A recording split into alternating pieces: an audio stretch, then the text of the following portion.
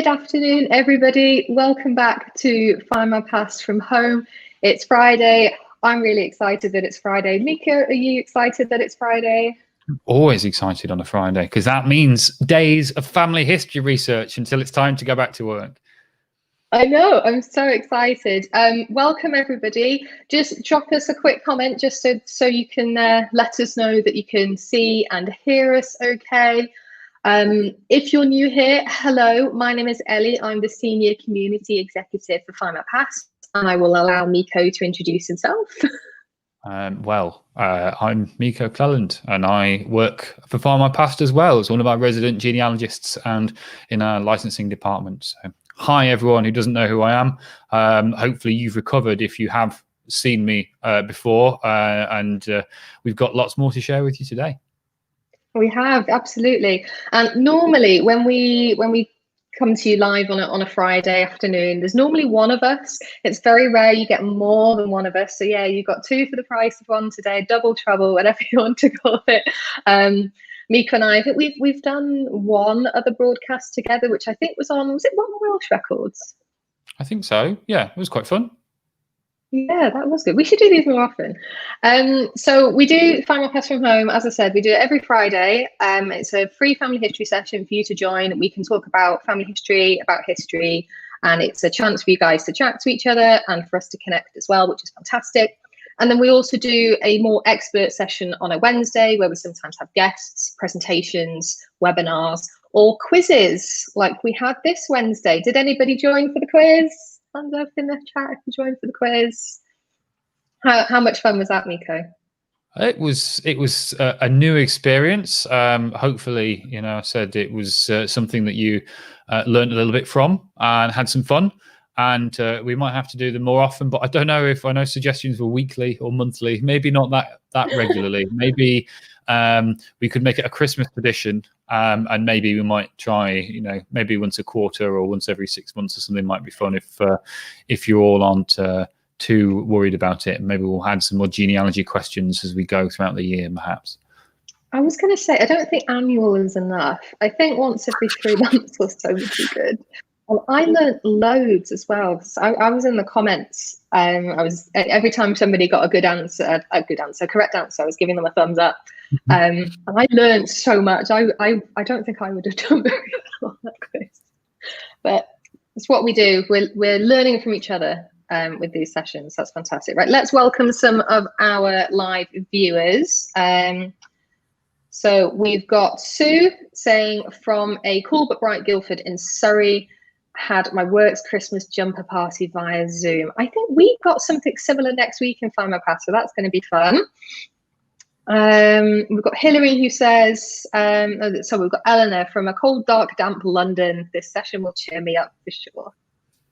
That's what we're planning on doing anyway, cheering everybody up. And as I said, so we can all learn from each other. And it's just nice and lighthearted, nice and relaxed. Maybe go grab a quick cup of coffee or a cup of tea if you've got chance while we welcome everybody. And we've got lots of people coming in the chat. This is fantastic. Okay, so what are we going to be chatting about today? We are going to be looking at our newest record releases like we do every week. We're also going to be talking about we're going to be doing question of the week, and if you've not managed to do question of the week yet, I'll just pop it up so you can see it. And thank you to everybody who's put it in so far. Question of the week is, which ancestor's larger than life story would you tell at a dinner party? And some of the ones we've had in already have been really, really good, and we've got some to share with you as well. And then we're also going to have a little look at sort of historical figures that you might not know about. Have I phrased that correctly? I think that's fair. Yeah, any excuse to talk about history, and you know that on a Findmypast Friday, that's the time to talk about it. So going a little bit off the beaten path and sharing some interesting stories, and hopefully it might inspire you to go and tell a bit more of a tale about your own ancestors at the same time. Lovely. Well, what we'll do is then I'll just have another quick look at the comments, and then we'll move on to newest records. Let's have a look. We've got Gillian coming in from Edinburgh, Mary from a very rainy Texas, we've got Georgia, Ali from Five History Society. Hello. Terry from Glasgow. Brilliant. Daphne saying, can we have questions in advance? If that's related to the quiz, that's a really good idea, actually. Maybe that's something. That would be cheating. Everyone would be able to then. It would not be cheating, because they wouldn't look up the answers, would you, everybody? The genealogists. I don't believe a genealogist can be given a question and not want to know the answer straight away and rush off and investigate. I think that's something that is in our blood. We can't escape it, and we're going to be stuck with it. Right, let's do what's new at Findmypast this week. So we've got a lot to get through. And we do add new records to Findmypast every week. If you're new here, and you might not know this yet, but Myko, why is this so important, and why is it so cool as well? Every record is someone's ancestor, and with more records, you've got more chances to find details of your ancestors. And not only that, more details of your ancestors. So, you know, when you have a record of a birth or something like that, you might then need to go and find a baptism or a birth notice in a newspaper or anything else. You know, a death is not just the end of it. You've got a burial, you've got a monumental inscription, perhaps an obituary. All these different things come together to tell the story, and so the more chances you have at finding these, the better. And so any place that keeps delivering all those records every single week gives you more chances more often. And that means that perhaps if you're looking now and you're not finding the person that you want, because so many records aren't yet on the internet, they're not searchable, the fact that more are coming means that next week or this week or any other week might be your week. And that might mean that's when you leap in, and that's when you can find that missing elusive record. And we've seen so many times people have been talking, even in our Fridays, where they've gone to get their newsletter and they've read eagerly and excitedly and found a record that is just right, and it just opens that brick wall, and it just means you can go straight through and find scores of new ancestors and new relatives. And that only happens when you just keep adding. Otherwise, why come back? And that's the thing. We want to make sure that there's always something to come back for. Make sure you do those same searches over and over every few months and see what else appears, especially in our newspapers, especially everywhere else. And just try and make sure you give those ancestors an extra chance at being found and having their stories told. And speaking of newspapers as well, a few months ago, we added some North Wales newspapers, and I found a wedding announcement report for my grandparents, and I showed that to my grandmother, and she said, I didn't even remember I carried those flowers, sort of thing. She didn't remember, so it was really nice to share that with her. And then I also found an obituary for, I think, my 2 times great grandmother. And I'd never seen those before, so that was really exciting. Really good. Myko, we've got the first record set, or the new records we've added this week are into Yorkshire memorial inscriptions. I wondered whether you might talk about those with our wonderful audience. Yes. So a big release, 28,000 Yorkshire memorial inscriptions from all around Yorkshire, over 300 years worth of them, going all the way up to 2008 from the 1600s. I saw someone ask if we had records from 1600s. Yes, many, including this record release. 14 parishes have been updated or added as new, and lots of information on those memorial inscriptions. When you have a burial, always go straight to memorial inscriptions and try and find the stone if there is one, because that can tell you much more. It can give you family details. It can give you the date of death, because don't forget, a burial date is not a death date. And I've seen that a lot on people's public trees and things like that. Make sure, you know, the death might be a few days earlier. It might even be on the day, but we're not sure until we've got some proof. So you just know perhaps they died that year or that month. We have so much extra information, like occupation. You can find out details, perhaps even about their hobbies and things they enjoyed. I've seen a number of times a poem or some kind of story included on these stones that would mean that you get a bit more of the tale. So those inscriptions are invaluable. And of course, if you can go to a monumental inscription, then that means there's a stone there, and you might be able to get a picture of the stone. And that's even better, because for those ancestors that don't have a photograph, of which there are many, perhaps you just haven't been able to track one down, or maybe they're from a bit earlier and we don't have really sort of widespread photography, then headstone, I find, is the best thing to put as their profile picture, just to sort of show them and display. I know some people use records and things, but I like to say this is their final resting place and put that stone in as their profile. So that's quite a good thing too. So that can help lead you to it. So these are really, really important. We've got a huge collection. We released a Scottish collection just recently, and we've got more from all over England, Wales, Ireland, and further afield. And all of these are really, really important. Definitely use memorial inscriptions as much as you can. Yeah, they're fantastic. And I think we've updated 14 parishes in these Yorkshire ones. So if you've got Yorkshire ancestors, these are going to be ones for you to check out over the weekend. Maybe after you've done a bit of your Christmas shopping, or whatever you might be doing this weekend. The next record set that we've added to Findmypast this week, we've added, it's about 18 million obituary notices for the United States, and I know it's an incredible number of records, and we've added, I think, records for every state. So no matter where your family are from, you may find an obituary notice, and these do vary in detail. So I had a look for if you're new here, I like to test the new records every week. So I like to put in some of my family names just to see, to show you the detail that can be found from one record.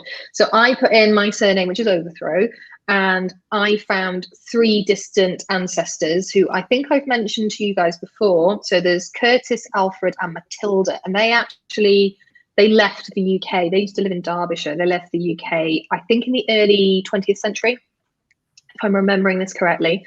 And I found an obituary notice for all 3 of them. And it gave me where they were living, because they were all living in slightly different parts of the US when they passed away. And it also gives me their full date of birth as well, which I hadn't I didn't have that detail previously. And normally I would only get that from a birth certificate, which I would have to pay extra for. So I haven't had to pay extra, so I'm quite happy. And then I also had a look for you, Myko, to see what I could find with the surname Cleland. Just as an example, I don't know if this chap is even related to you, but I found a chap called Alfred Cleland, who was born in 1931 and died in 2017, so not that long ago at all. And this tells me that he was living in Michigan when he died. And the obituary reads, he attended Fairmont State College, earned his teaching degree in industrial arts and driver's education. He served in the US Army from 1951 to 54 as a mechanic. Cremation has taken place and a family memorial is being planned. Where else would you get that sort of detail?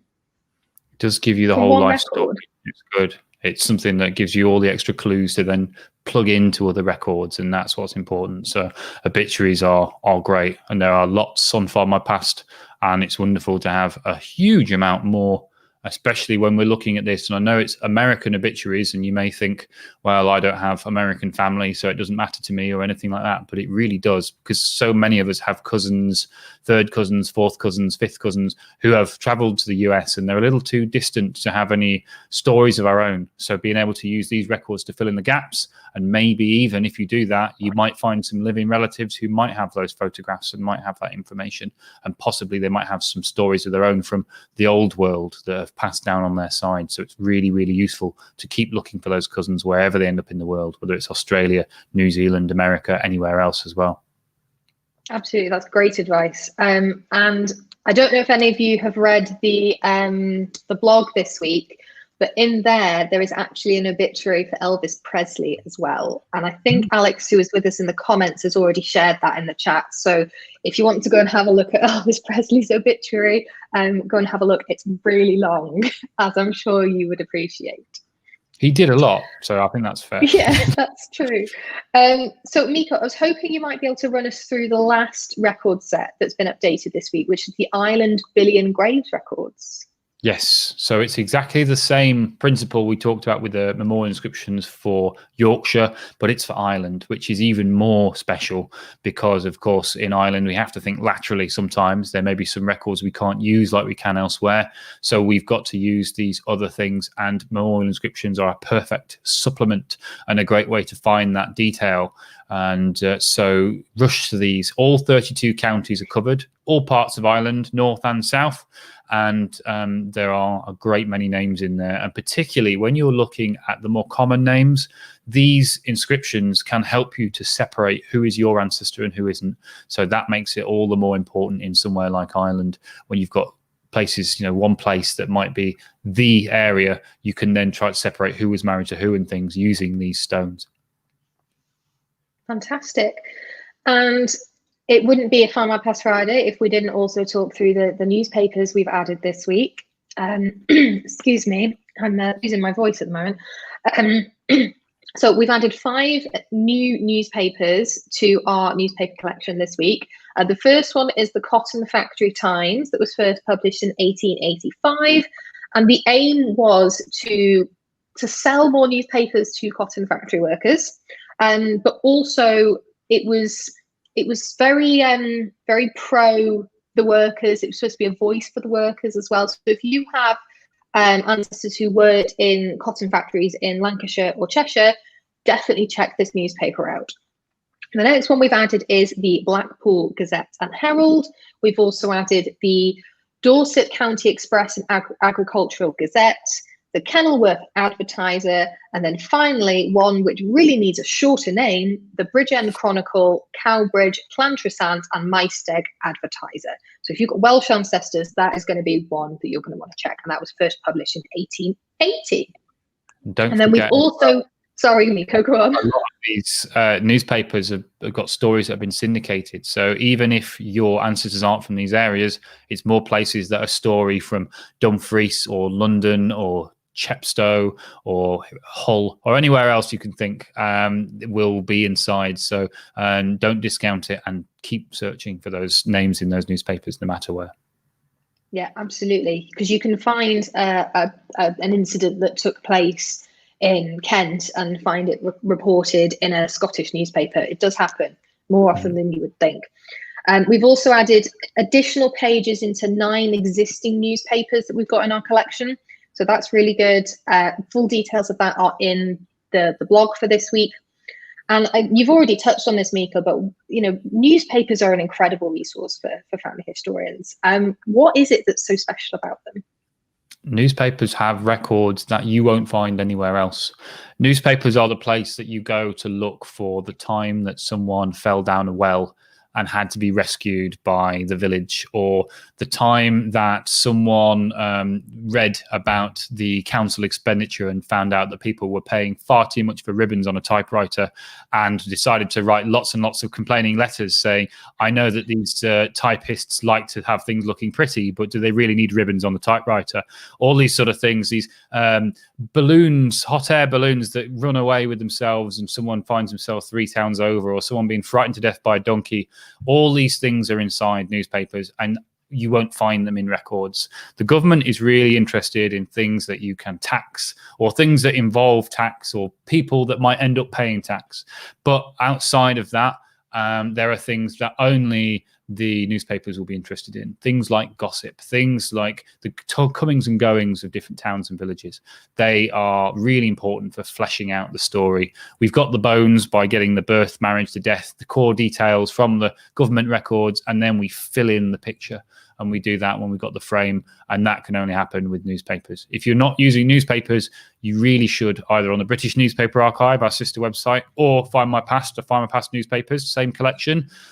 Just start typing names and just see what comes through. And even if you can't find your ancestor, look at your local paper for your area at the time and just get a feel for the context, what your ancestors were talking about, what they were doing. All of that is really, really useful. And that can help you perhaps to think about other places they may have disappeared to, things they might have been thinking about, things to do with their profession, their occupation, all kinds of little clues in there. They are, without a doubt, one of the most valuable kinds of records you can get hold of. Yeah, they are incredible. I used to, some of you may know this watching, but I actually used to work in the customer support team for Findmypast before coming into my current role. And just some of the discoveries that I was able to make with some of our amazing members, and breakthroughs that you can make using newspapers, they're just astounding. Right, let's go and have a quick look at the comments, Myko, before we carry on and do question of the week. Kelly says, I found in the newspaper in the 1930s that my 2 times great-granddad's brother got £3,000 compensation after being hit by a motorcycle with a sidecar, and she's also included a scary face. Well, I don't know if you know, there's a website called Measuring Worth where you can convert that into modern currency. So that £3,000 in today's money is probably a lot more, and so you can then get a better feel for how that affected their life afterwards. So that'll be a useful thing to try. Absolutely. We've got Amanda saying, I found photos of ancestors and even found details of my wealthy ancestors from Tudor times in the newspapers. That's cool. That's good. Hopefully no photos of Tudor ancestors, because that would be something that I would love. That would be bizarre. I get excited by those, but I know, I think Amanda mentioned it earlier about that there are portraits for earlier people, but you've got to be rich enough to have a portrait. And so far, I haven't been that lucky in that respect. But I'm sure all of us, if we keep looking, we might find 1 or 2. So that is a good tip to look out. National Portrait Gallery is really good for finding things like that. And the same in Scotland. If you have any ancestor of note, and sometimes not so much of note, the early photographers in the 1860s, 40s and things went around looking for subjects. And so you'll find photographs in collections like the Valentine collection and some others in Edinburgh. They just went and took photos of things like people who worked on the markets, soldiers who stood on guard and things. And you might be really lucky and find that's your ancestor who is the fish woman who takes the oysters from Leith down to the dock or anything like that. There's all these different things you could find, and that would be exciting. And there's so many more. I mean, thank you everybody for sharing your newspaper discoveries. Sean says, last big breakthrough in newspapers gave me 2 extra generations. Unfortunately, it involved the murder of one of them. Not so good. It's well, I mean, I know now, after thanks to Findmypast Live, found out that Sean is a distant cousin of mine, and really? So we have a Clellan connection. It's quite exciting. So we shared a little bit of some stories that I know of his direct ancestor that has been passed through my side, and I think we've hopefully moved backwards a little together. But I definitely trying hard to get some more records from that area that might get you a little bit further, Sean. So watch this space, and then hopefully there'll be some more newspapers and records in the next few months. That was going to be my next question, actually, because a lot of the comments, Myko, are about what's coming next. When is this going to be added? When is this newspaper going to be added? I know you have to be reasonably tight-lipped about what's coming, but can you give any teasers or hints, perhaps? Well, back to our earlier point about that there'll be local papers from other areas that will go up every week, and they might not be your area. That doesn't mean it's not useful. So still look and still see, especially if the story was interesting enough. In court records, we've got lots of them online. You'll get the facts because they don't want to write down anything other than the basic stuff. This person was accused. This person was the witness. This was the sentence, whether they were innocent or guilty. But the newspaper wants all of the details, all of the exciting, salacious gossip. So that's where you'll find all of the descriptions of what happened, so you can compare. But those things are of interest to loads of people around the county and around the country. So newspapers from one particular town, it's really hard to pinpoint and say, oh, we're going to have that next week. But newspapers for your area, you can see by the records that we've released, it's kind of a nice even spread of different places where we haven't got lots. You'll be sure we'll be getting some more, and places where we've got lots, we might get something that might fill in some more detail or might be of more interest. And you might get something like the newspaper this week about cotton workers and people who work in mills. That's an interesting thing that's a little more of an occupation-based thing. I like the Scottish Referee. That's a great newspaper that, again, is slightly directed, but that covers all of Scotland, and there are all kinds of different things like that can still help. So have faith, and everything's coming. There's so many millions of records to come, and we're working really quickly through it. But even if your newspaper's not next, there's still plenty to look at, and there's still hope that you might still find your ancestors in there. Fantastic. Shall we move on to question of the week? Okay, let's do it. Yeah. Okay. So if you've not got it in yet, you can pop it in the comments. Question of the week is, which ancestor's larger than life story would you tell at a dinner party? So let's have a look at some of the ones that were pre-submitted, and Myko and I, we can have a look through these together. So shall I read the first one, and then you can maybe do the second one, and we'll go on like that? Okay, let's do it. Yeah, so we've got one from Helen, who says, this is a tough question. My 3 times great-grandparents, John Woolen and Martha Bedford, are one possible pair. She was 16 years younger than him, and the story is that he refused to marry her until she gave him a daughter, which I think is bizarre, because surely, I mean, most chaps, they just wanted sons, but, you know, each to their own. 4 sons and 1 daughter later, they finally married. The first 5 were known as the Woolen Bedfords, and the last 9 children were the Bedford Woolens. They were a feisty lot.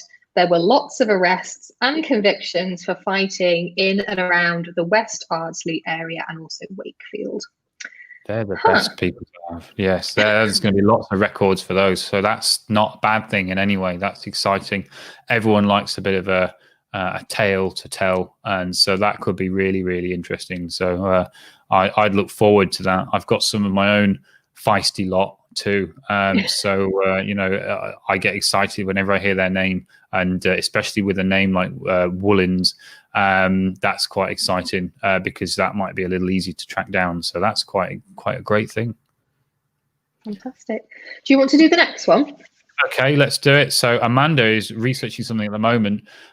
She needs someone who knows anything about illegitimacy within the Russell family of Woburn. Rumour has it, some Russell, the second Duke of Bedford, and an illegitimate son, John. And I need to know if there's a connection between my 2 Russell families. I could dine out for a year on that one. So your first step with that, Amanda, would probably be starting to look for DNA. You don't mention what sort of time period we're looking at. So it depends whether you'll be able to use autosomal DNA, or possibly even if it's an illegitimate son, you might be able to use Y-DNA, which is your paternal DNA, and just follow that path. And if you can find another paternal descendant on the other side, you might see if you share a connection that way. So DNA sounds like a good bet. And then, of course, records to back everything up and go from there. So you're not looking at an impossible challenge, but definitely that sounds like a tough one to crack. Yeah, but not impossible. Not impossible. Amanda kindly submitted 3, which means that I could pick one out, and I picked my favourite one. She says, my 16th times great-grandfather, Sir William Stanley, fought in several battles in the Wars of the Roses. He switched loyalties at the Battle of Bosworth in 1485 and supported Henry Tudor. Sir William and his band of men charged forward and killed Richard III. Sir William was executed in 1495 with the Perkin-Warbeck scandal. He was the richest commoner in England at the time of his death. And as somebody who very much enjoys that period of history and also historical fiction for that period of history, I read that and I was like, that is the one I want to read out. That's fantastic. That sounds good. Yeah, it's That's exciting. a really good connection. Yeah.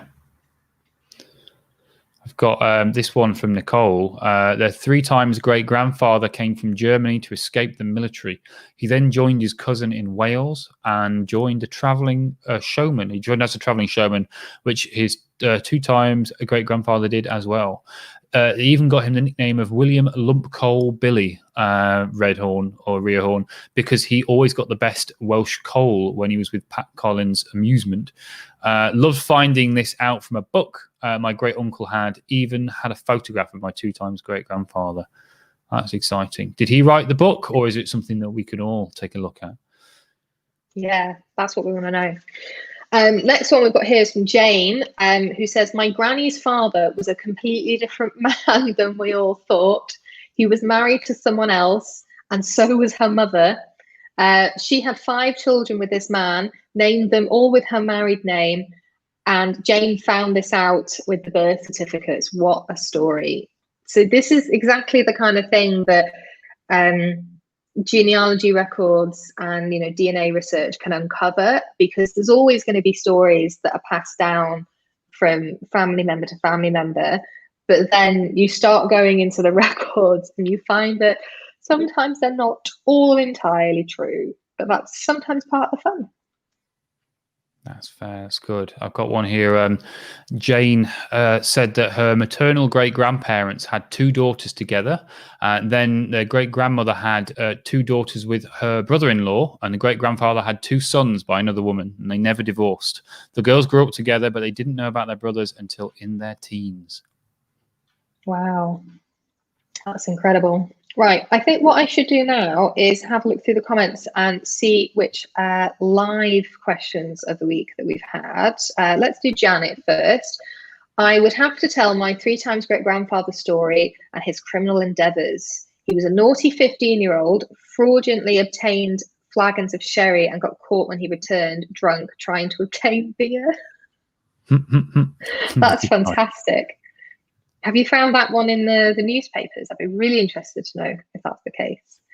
Okay, let me... Possible. Yeah, absolutely. Right. Paul says, this is going to cover us, so I'm only going to flash it up once and then I'm going to get rid of it and read it from here.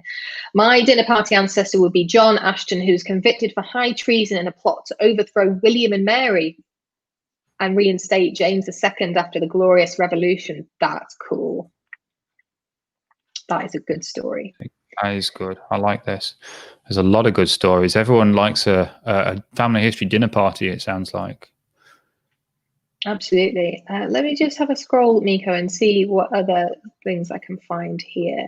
I've got one from Jane. I've been looking for info about items given to St Helens Museum by my husband's great uncle, Tom Bone. He spent many years in China and brought items back and wrote about his time in the paper. That's cool. Helped rescue the Empress at the time. That's exciting. Wow, that's going to have some fascinating detail in. That sounds like a really good one. God, there's just so many stories here. I can't get to all of them. Here we go. We've got one from Beth here that I'm just going to flash up and then I'm just going to hide it again. My grandpa, he was born in Pembroke, Ontario, Canada, grew up in Liverpool, Lancashire, was a Japanese prisoner of war in World War II. 2 ships that he was on either sunk or badly damaged. First one was in World War II, which sank. Second was a freighter that I can't pronounce, which was badly damaged by a freak wave in 1973. Wow. Goodness. I mean, take a look at our prisoner of war records, but if you can't find the name of your ancestor, if you know the camps they're in, read those accounts of those different camps from other people's names and just get a bit of a description of the life that they led while they were in there. It's a really moving thing, a really important thing to do. Oh, I've got to show this one. This is from Beverly. Again, I'm just going to show it very briefly. Elizabeth Paston, 1429 to 1488, my 13 times great-grandmother, was documented in a famous collection of medieval family letters. As an adult, her mother beat her, confined her to her room, and the family dragged their feet arranging her marriage. When finally married at 19, her husband was killed within 3 years in battle, and her second husband executed for treason. Oh, that's not... Yeah. Not a horrible life. That's the wrong thing. I didn't want to say a horrible life, but that is a tragic story, is what I was trying to say. It is. The stories can be fun, tragic, inspiring. All of these things make family histories. That's what's exciting. The question that I always get asked when people have said, you know, which ancestors, living or dead, would you bring to a dinner party? You know, which 6 or anything? And I say always, I'll pick the living ones. The dead ones are really, really difficult to cook for. That's terrible. No, I couldn't help it. I'm sorry. It's Friday. Sorry, everybody. You always get one from me. And now I've had my one, then I can calm down and we can get back to the stories. Let's just, if you want more dad jokes from Myko, just, you know, let us know in the comments and we'll sort those out. The next, I'm just trying to see if there's any more I want to read out here. Let's do Gillian's. This is, I think, another sad one. The grandfather of my great-grandmother was found hanged from a ceiling in the hallway. This was back in the early 1870s. On his death record, it gave the cause of death as suicide. That's just so sad. So sad. But it's important we tell the stories, and they're not forgotten. So that's the important bit. That is true. I've got a long one that I can't fit on here, I'm afraid. So my mother always told the story that my grandmothers went to the US as a dancer. Married, he was drunk and a woman beater, and her wealthy parents paid her for her and the children to return. However, I discovered by tracing some time ago 2 aunts by marriage who said that grandmother married in the UK, had several children. He went to the US to earn their fortune. She got cold feet and wouldn't go. Then got together with the guy who was the grandfather. That is interesting. Amazing. It's always strange when family histories have some moving point, and that point is a totally different life that could happen. I always wonder. My grandmother had an arranged marriage, and she ran away from that to marry my grandfather. And so they're about to have their 70th wedding anniversary, and it's all quite exciting. But if it wasn't for that, then I would have been a very Sicilian man. And who knows, what would have happened or what life would have been like. So it's interesting to think of these tiny little moments that can completely change the story. All you need to do is find the spot, and then we can imagine what might be. Yeah, and a couple of people saying about the dad jokes. I think that's a no. I think that one's a no as well. Oh, well, thank you, likes the dad jokes there. Finally, some good taste around here. Victoria enjoyed it as well, so there we go. It's 50-50 on the dad jokes. Okay, right, let's move on. So what we're going to talk about next is, if I can find it, we're going to talk about larger than life ancestors. Yay! Okay. So we've got a couple to share, haven't we? But before we do that, I believe on Wednesday you promised something in particular during the quiz, and I wondered whether you might be able to live up to that promise. Possibly. I mean, it wouldn't be my ancestor, but I think there's probably a better section for that. So let's keep people excited, and we're going to keep people excited for that. Okay. And then maybe by the end we'll get into it. I need to practice and drink a little bit of something just to get my pronunciation right. And if you might have noticed that everything looks really slick and professional right now. It's quite good seeing the logo in the corner and both our faces at once. Is looking really cool. Ellie, if you can go big for a minute and do things, I will go and get a slight prop to do this while you explain your first ancestor. Okay. Bear with.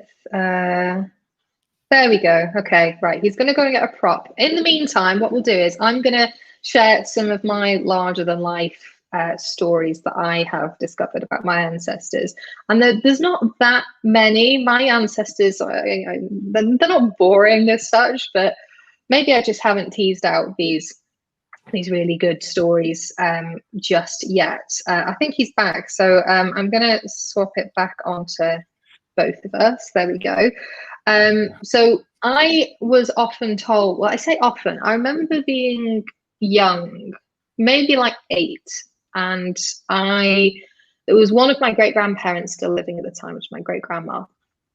And I remember, this must have been when Titanic came out, the film. Okay, so this would have been, what, 97? Is that when Titanic came out?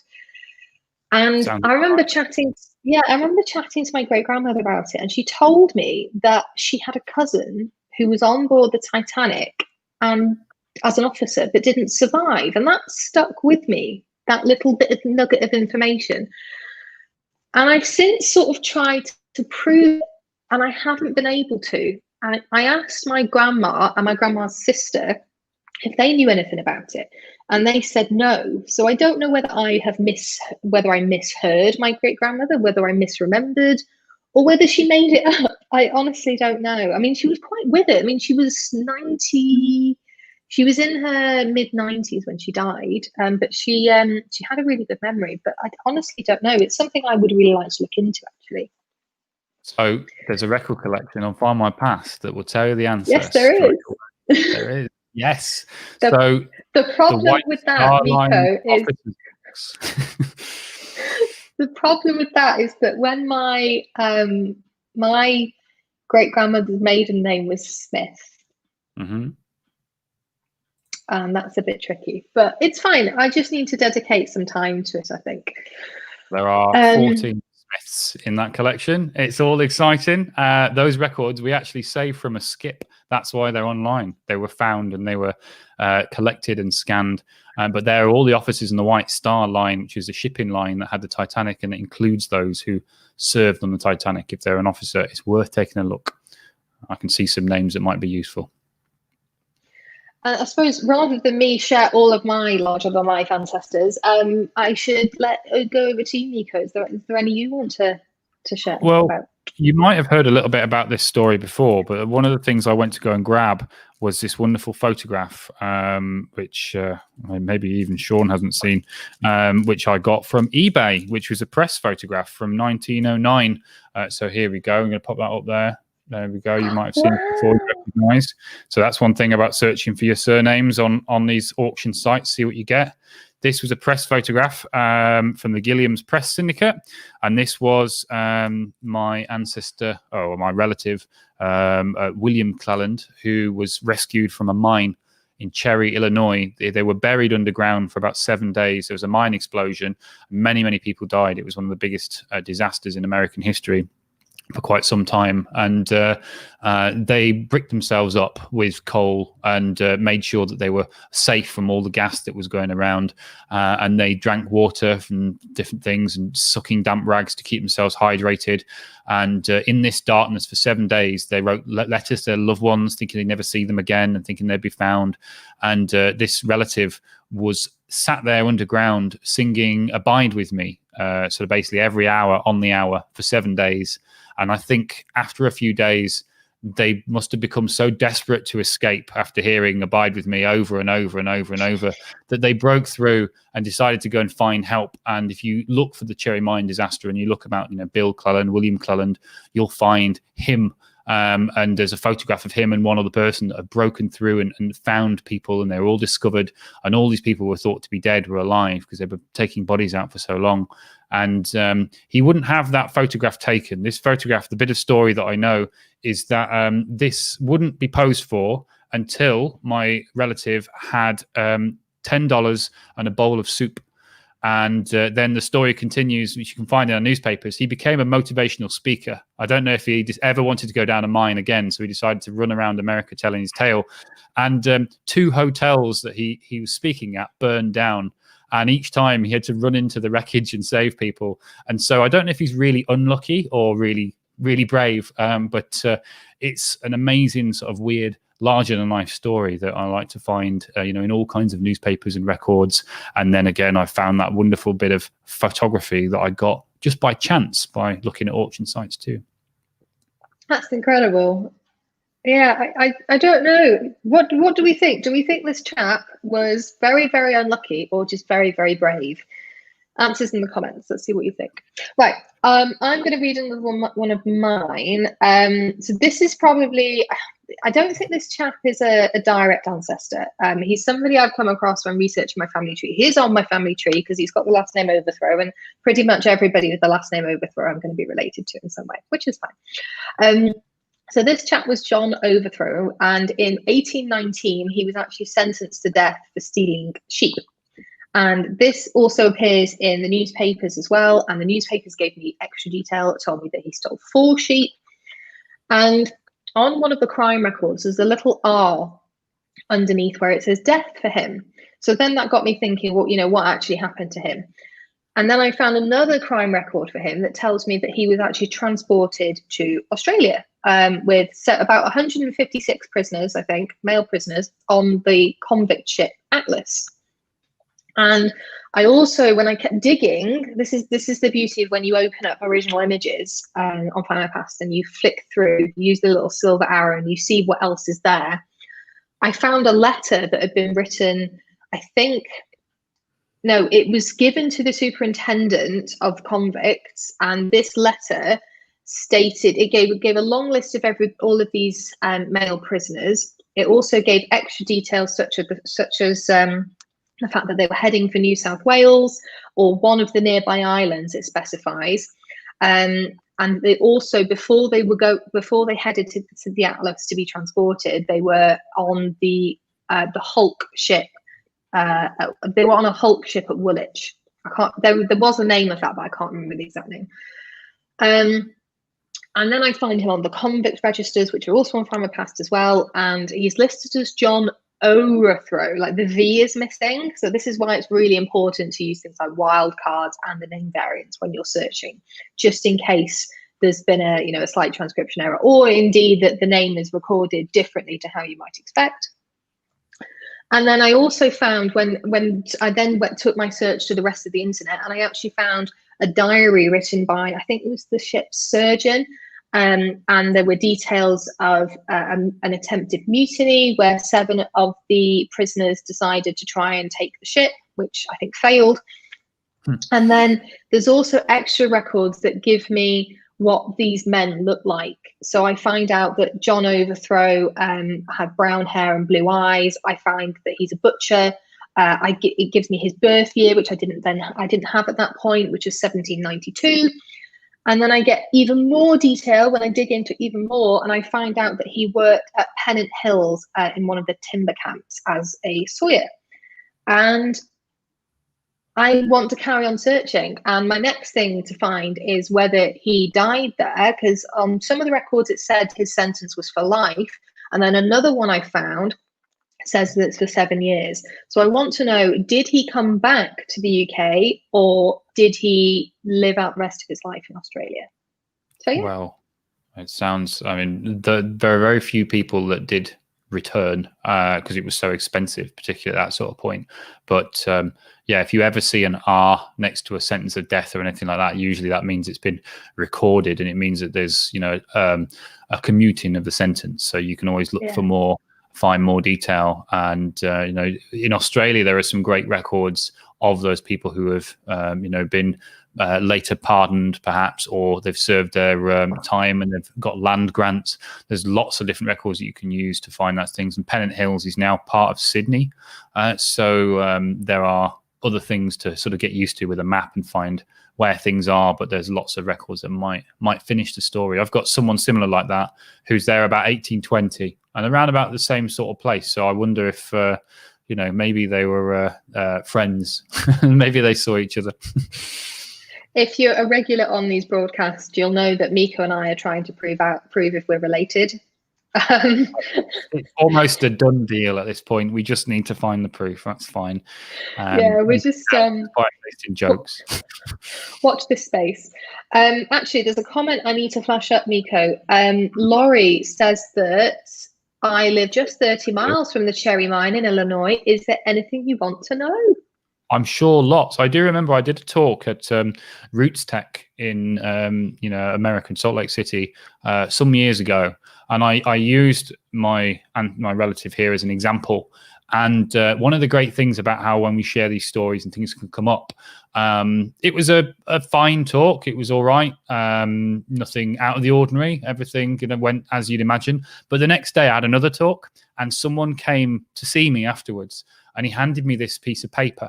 And he'd written down, basically, his grandmother was a little girl at the time of the disaster, 1909, and she used to sing a song about it. And he wrote down the song for me. And so how you could remember the words and everything that was there. And that was amazing. And that's how these little things can be passed down. So I took a photo of that and kept a copy of it. And that's, these kind of folk tales and the things that are forgotten if they're not preserved. And so that was really, really moving, really, really touching. And I'm hugely grateful for the amount of effort that he undertook in his hotel room that night just to make me happy. And he definitely made me very happy indeed. That's incredible. I believe that, correct me if I'm wrong, Myko, wasn't there we had a lady approach you at, was it Roots Tech London, who said that she was related to you? It happens a lot. I don't know. There aren't so many Clellans, but it seems that I'm connected to almost everyone that we meet at this rate. So that's quite fun. Yes, that was good as well. And we shared some little bits of story, and I helped her with a few little bits that she hadn't got, and she gave me some things that I hadn't got from the other side. She was from New Zealand, so that was good. And it's great to find out that you've got another cousin somewhere. So it's exciting when you've got that ability to message people and ask things and find out where they connect in, and then maybe you'll get some extra bits of that story. Absolutely. And I was just going to say, are there any more larger than life ancestors that you maybe want to share with the group?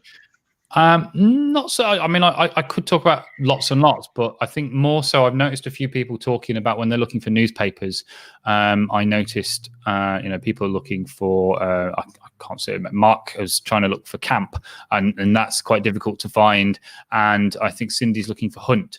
And one of the things you can do with newspapers, particularly on the British Newspaper Archive, the way you can search is you can search for entries without something. So all of these really common names, if you want to find these larger than life ancestors for yourself, which is far more important than listening to our stories, because your stories are even more exciting, use a minus next to a word, and that word. So let's say if we're looking for hunt, and then you have minus and the word fox, then it will look for all the references to hunt that don't include the word fox in the same article. So you won't have all this fox hunting material or anything like that, which means that you get fewer things to work with. So if you know of things like, for example, I use Bush as a surname sometimes, you want to get rid of anything that has garden in there, anything like that, so that you don't have lots and lots of gardening tips and things in there. So these little extra things can help to narrow down the search. And I would use those to try and get more out of those newspapers. Absolutely. A couple of people saying that we've frozen a little bit. Can you just let us know if everything is looking okay now, if that's all right? Hoping. It's my internet, you see. I've just moved house, everybody. So we've got new internet, but the internet isn't wonderful. So we're actually going to be switching supplier. It was supposed to happen today, and unfortunately it's been delayed. So we should have had nice crisp internet for me. Next time. It will come. It's all right. But yes, it's always the way. I said we'll make sure that this will just get better and better. And that's the important thing. Okay. And I hope you don't mind, everybody, but there's one more story I wanted to share, if that's all right with you. This was a lady called Mary Overthrow. Now, when I first started working at Findmypast, one of the first things I did was ask my grandmother if she knew anything, and she presented me with, or she posted me a hand-drawn family tree and a letter that she had been sent back in 1993 by a distant relative of my grandfather's. And this was probably my first foray into family history when I first started here. And what it detailed was that the distant relative and my grandfather are descended from the same woman, which is Mary Overthrow. But the interesting thing about Mary Overthrow is that she had 4 children out of wedlock, and on every one of them, on their baptism records, they're listed as base-born child.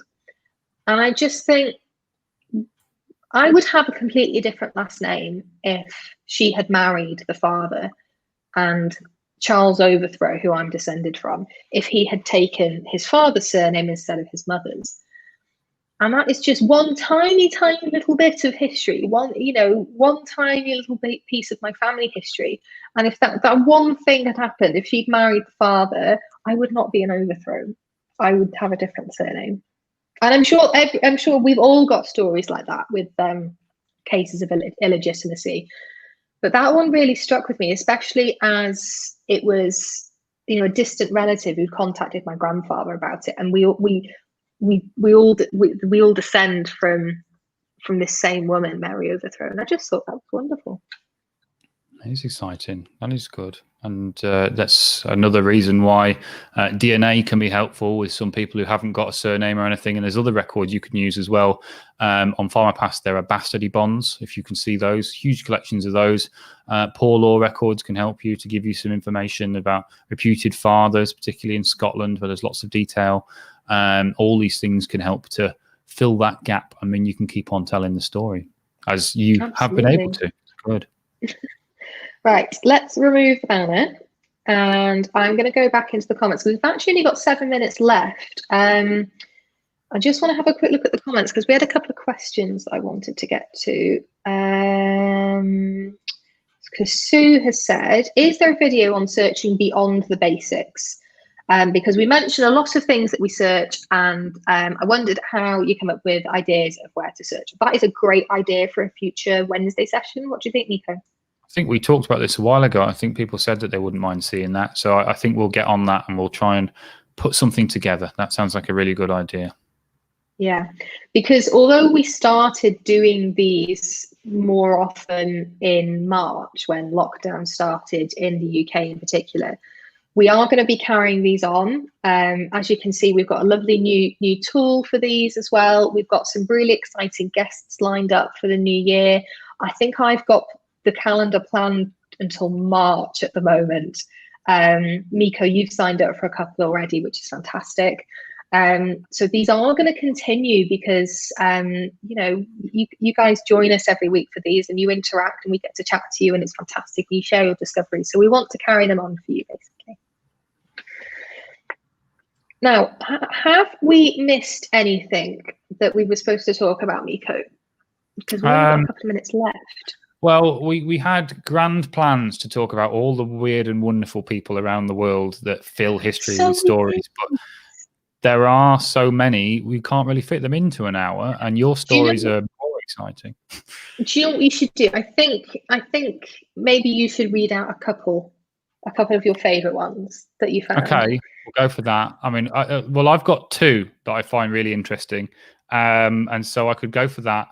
The first one is an amazing story that I learned about a little while ago that I'm determined to do something with, and I found him in some of our records. It makes it even more exciting. He's a guy called Timothy Dexter, and he was born in Massachusetts in about 1747. And this story will, I don't know if you'll be impressed, disappointed, amazed, anything else, but he was a normal sort of person, just like anyone else in our family. He didn't have much schooling. He dropped out of school when he was 8, became a farm labourer. Then he became a tanner's apprentice when he was 16. And he married a rich widow and he bought a mansion. But he really, really wanted to be part of the upper class. And the problem was he was a bit, how do you describe it? Well, let's just read a line from his obituary. And, as we've released so many obituaries, it makes sense. His intellectual endowments not being of the most exalted stamp. He was a little bit slow on the uptake, let's say, but he was desperate to be important. So he begged and begged and begged the town council to give him a position on the council. And they got so sick of him, they just made him the informer of deer, just to keep him quiet. And he was really self-important. It's like, well, now I've got a position. And then he decided that he wanted to do rich people things. So he thought he'd invest in stuff. First of all, he started buying the currency of the early American government, which was considered to be pretty worthless at the time because it was going to be bought back, but at much lower rate. So he bought lots of it. And everyone thought he was a bit mad. And everywhere else in the United States, they bought it back at about 1% of the face value. In Massachusetts, they paid exactly the face value. So he suddenly became massively rich. And what do you do with that money? Well, invest it more. But the problem was all the local rich people hated him. They thought he was daft and they were just like, we just get rid of him. What's going on? So they tried to give him loads of bad advice to try and make him lose all his money and then he'd go back to being poor. And the problem was, and this is where it gets fun, the advice they gave him didn't quite go to plan. So first of all, they told him he should send bed warmers to the West Indies. And he didn't question that at all. So he decided to send all these bed warming pans all the way to the West Indies. And they'd never seen bed warmers before because they'd never had need of them. But they thought they were molasses ladles where they have a big molasses industry. So they bought them all quickly. They just sold out.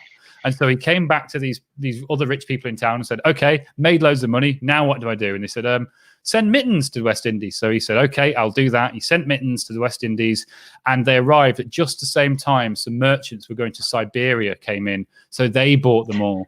And it just kept going. And then they told him, I tell you what, send coal to Newcastle. That's where the money is. And Newcastle at the time was where more coal was produced than anywhere else in the world. And he filled 2 ships full of coal and sent them to Newcastle. And everyone thought, that's it. He put all his money into it. Now, there was a strike going on at this time in Newcastle. So by the time the ships arrived, the strike had meant that no coal had been produced in Newcastle for long enough that everyone was desperate for coal. So he then made a fortune. So that meant that he again became hugely, hugely rich. They told him he could send gloves to the South Sea Islands. He did that. And some Portuguese boats on the way to China bought them all. He sent Bibles to the East Indies, stray cats to the Caribbean. He did that. And then they found that they were perfect for the rats. So the cats all sold. The missionaries that were coming through needed the Bibles because no one there yet was Christian. So they started to take those as well. And then he hoarded whale bones kind of by accident. And this was just before corsets came into fashion. And they again were sold. And that meant that he made lots and lots of money. And so he really, really wasn't very respected, but he became this massive magnate who just couldn't stop making money. And it kept going. He had this sort of weird thing about the idea that his wife didn't like him that much. So he would tell everyone that his wife had died, even though she hadn't and was still in the house. And so when guests would come over and she would be around talking to him, he said, don't pay attention to her. She's a ghost. She's dead. And then he decided to have a mock funeral. He didn't tell anyone that it was a hoax, but he faked his own death. And at the funeral, there were about 3,000 people there. And he decided that his wife wasn't crying. So he jumped out of the coffin and started beating her with a cane because he was so upset that she wasn't mourning enough. He decided to make lots and lots of wooden statues of all of the people who were famous at the time. And of course, as well as, George Washington, Napoleon, all this thing, he made one for himself. And he put the inscription, "I'm the first in the East, the first in the West, and the greatest philosopher in the Western world." And then the final part of this is that he wrote a book. It was called A Pickle for the Knowing Ones, or Plain Truth in a Homespun Dress. And he complained about everything. He basically complained about his wife, again, politicians, the clergy, and carried on and on. It had 8,847 words in it, but not a single bit of punctuation. And the capitals were just thrown in wherever you want. And so he gave his book out, and it became so popular for people to laugh at that it needed to be reprinted 8 times. And people started to make fun of the fact that it had no punctuation. So then when he reprinted it again, he put another page at the back. He put 11 lines of random punctuation and just put a note saying that you could sprinkle them where you please, and then just carried on.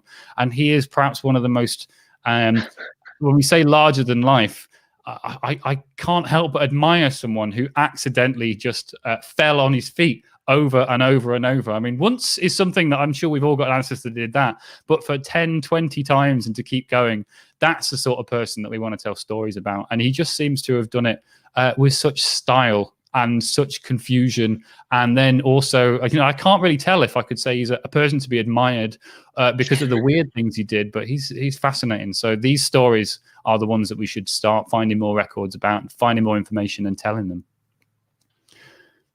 Do you know what? I had one that I wanted to share, but it's just not going to live up. So I'm not going to share it. I'm going to save it for another day. Well, I mean, I did have... I said we talked about this other story. Do we have time, or should we leave it? I think people are starting to, because I think people are going to the Irish Family History Centre one. So I think we'll wrap up and we'll leave it for another time. Okay. Thank you, everybody, for joining us today. It's been I love doing these with another presenter. It just makes it's more fun for me. So thank you, Myko, for coming on and joining me today. It's been a real pleasure. So thank you. Just a couple of updates for next week. So next week on Wednesday, we've got a pre-recorded interview with a really special guest. Alex has been chatting to Jason Sandy, who is a mudlarker, and we've got that interview coming on Wednesday for you. And if you don't know what a mudlarker is, you'll find out on Wednesday. It's going to be really good, I promise you. And then Alex is also going to be back on Friday for Friday's Live. I suppose all that's left to say is to say thank you, everybody, for joining. It's been a pleasure as always, and I hope you have a wonderful, wonderful weekend. Take care. See you soon. Bye, everybody. Bye.